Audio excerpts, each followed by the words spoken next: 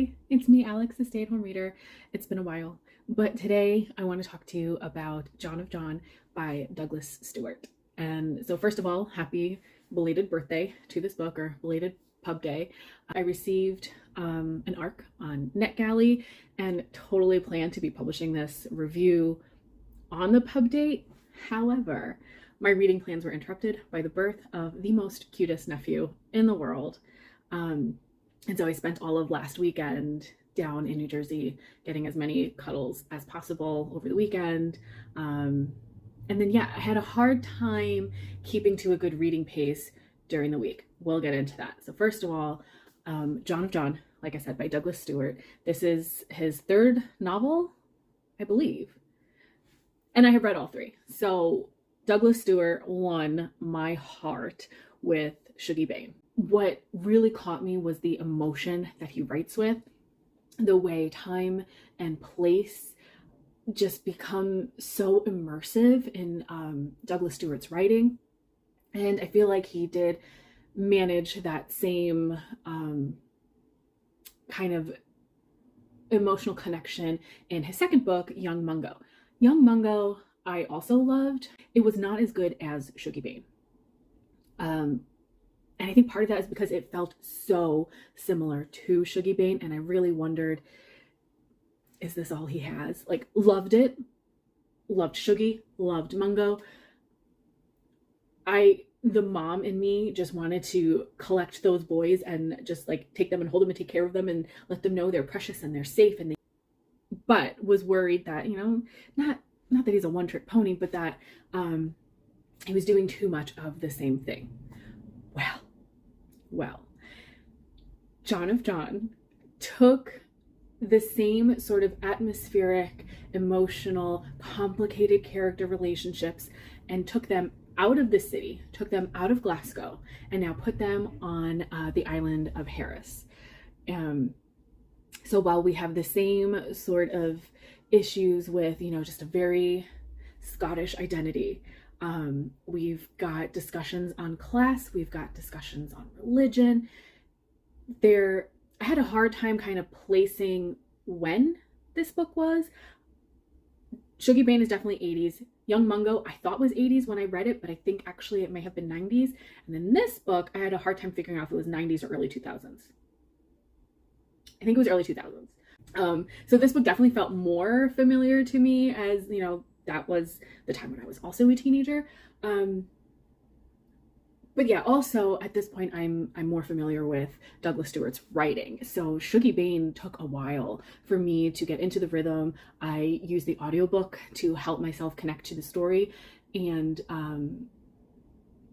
get comfort with the voice. There was a lot of like Scots dialect written into it. This book felt easier to read. However, there was some Gaelic in there. But then most of the time, like, we know when characters are speaking Gaelic because the dialogue is italicized. However, it's written in English. But yeah, it felt more accessible to someone not familiar with the dialect or language. So I don't know if it's just, this is now my third book. My view has expanded, my experience has grown, there's something slightly more familiar to the style of writing, and so I was able to get into the story faster in that sense. Or he's just kind of simplified the way he's approaching that writing. For example, writing it in English, though we understand them to be speaking in Gaelic. There is Gaelic included, and unfortunately, like, I have to just skim over it. I did eventually find the audiobook on Everand, and so I did get to hear some taste of the language here and there, which is just beautiful. So this book is about a young man, early 20s, just graduated from college. It opens with him in Glasgow, and what we learn right away is that he's basically living as a homeless man on the generosity of friends, crashing here and there, sneaking food from people's pantries and sneaking alcohol and diluting it with water here and there where he can. But he has a weekly phone call with his father, who is back home on the island of Harris, which is very quiet, very slow, very rural. In the conversation in the beginning of the book, his father lets him know that his grandmother is not doing well, and he needs to come home and take care of her, because while the father is living in the house, which belongs to his grandmother is actually Cal. Did I mention his name? Cal, this main character. Ella, the grandmother, is actually Cal's mother's mother. But we learn right away that she left the family, left her husband and son in the home where her mother is. The tenancy is in Ella, the grandmother's name.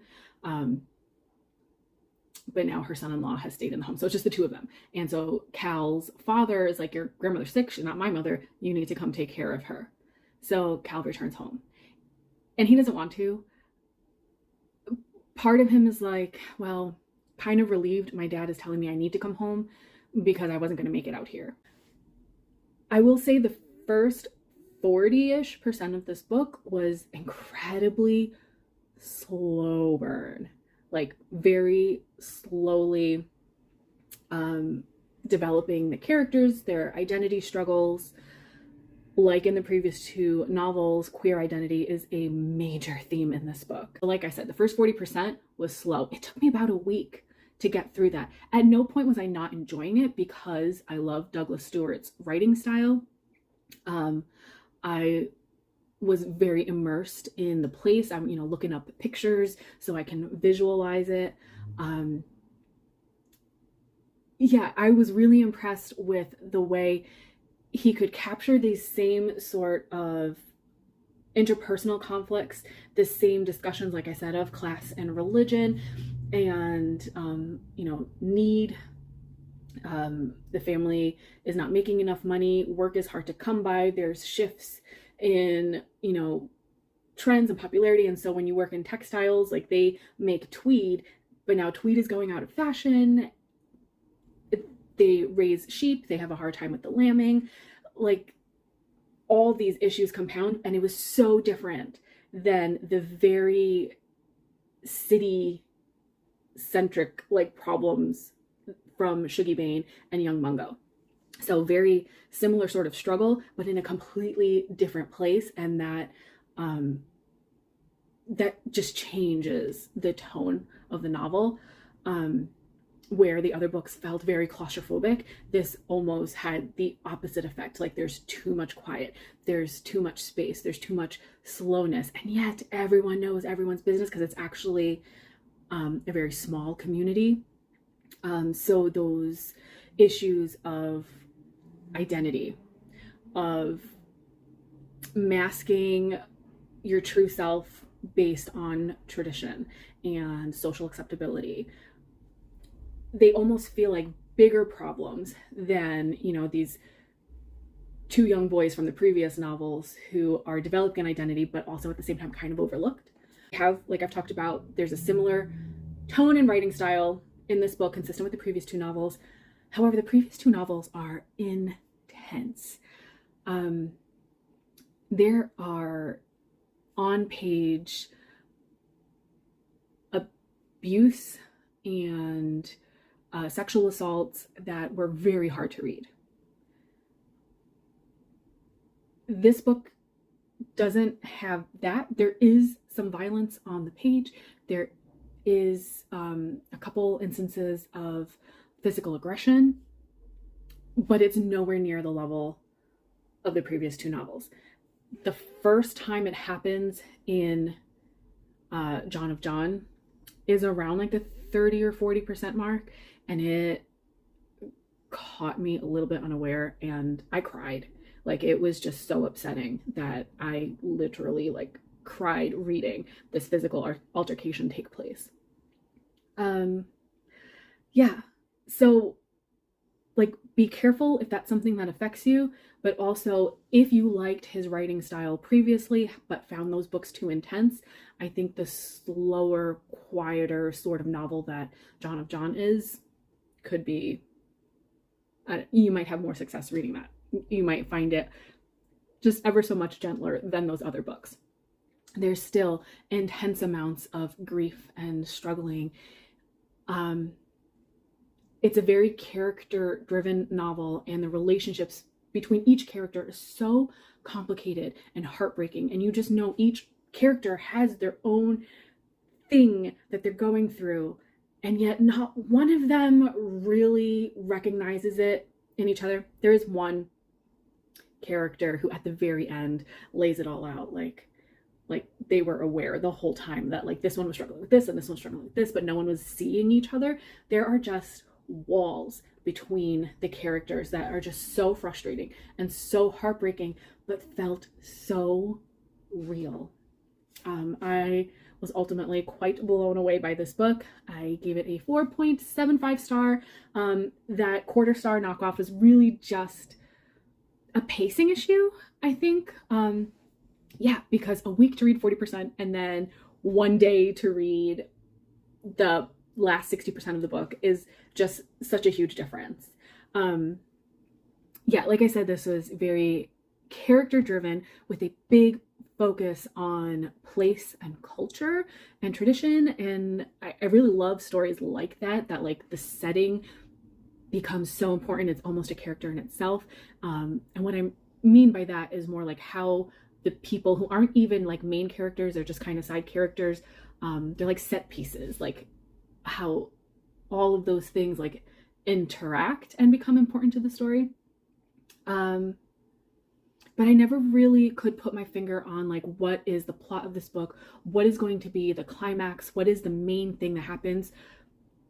Thought I figured it out at one point, and then there is a shock of a scene like right after that where I was like, oh shit, this is the big thing. Yeah, have I mentioned they were complicated characters? Because yeah, even when you hope for the best for one, this is a character that has had you angry and like you feel for in one moment, you can't stand the next moment. Just very real. Their own personal struggle takes over how they act and treat other people in a way that's so frustrating. But yeah, just like I've come to know is Douglas Stewart's like strongest point to his writing, he creates characters that ultimately I just care so much about.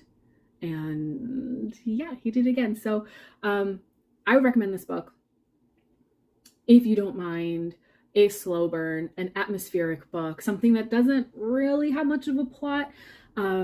It's character driven with unlikable, questionable characters. So, I mean, that's impressive, right? To have a story that relies on you caring about the characters while not actually really liking them, but loving them. Does that make sense? Not really, but that's how I felt. Yeah, read Shuggie Bain, read Young Mungo if you can. They're intense, I get it. And if you can't read those, I would say give this one a try. And let me know what you think. Bye.